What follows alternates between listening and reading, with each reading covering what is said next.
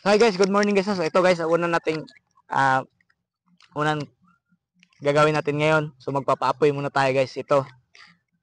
Oy, monitor oy. Ang tingnan natin yung anak lang, ha? Anak. Ito yung ano natin guys, magpapaapoy tayo.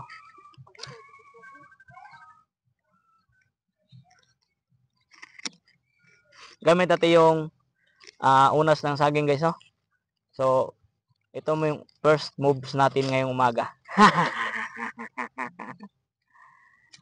Ayan guys, oh. Magpaapoy tayo. Okay. Ayan. Papapuin muna natin to guys bago tayo mag-umpisa luto nung kakaibang gagawin natin ngayon. Magluluto tayo ng crispy na dahon ng kamote. May papel. So nagpapapoy muna tayo kasi kailangan natin ng apoy dahil siyempre magluluto tayo. Mahirap naman tayo magluto ng walang apoy. Hindi naman tayo pwede magluto ng walang apoy. Awa diha kay makuan. Awa na. Ayun guys, oh. So pinapaapoy muna natin yung ating apoy, no? Kasi ito guys, mayroon na tayong kahoy. Ayan. Kahoy na lang ginamit natin kasi wala tayong uling, no? Kasi ang uling matagal. Ayan guys, oh. Apoy-apoy. Apoy-apoy talaga. Yan. Yan, oh. Ito yung part 1 sa ating trabaho ngayong araw na to guys, no?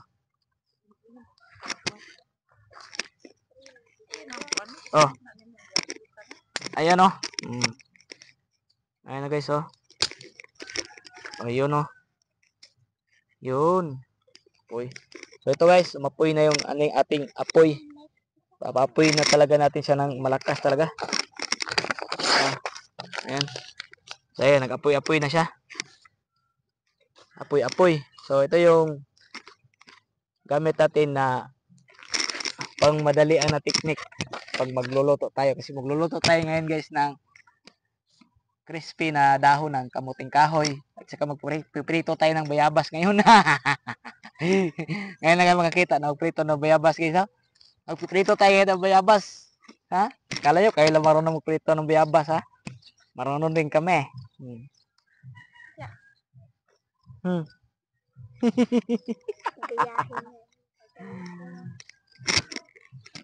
Guys, panguhag mga kuan dito guys. Kanang mga kuan ba? Kato. Sugnod tapo ka dire kay magluto na ta. Ha? So, hanggang dito lang yung video natin.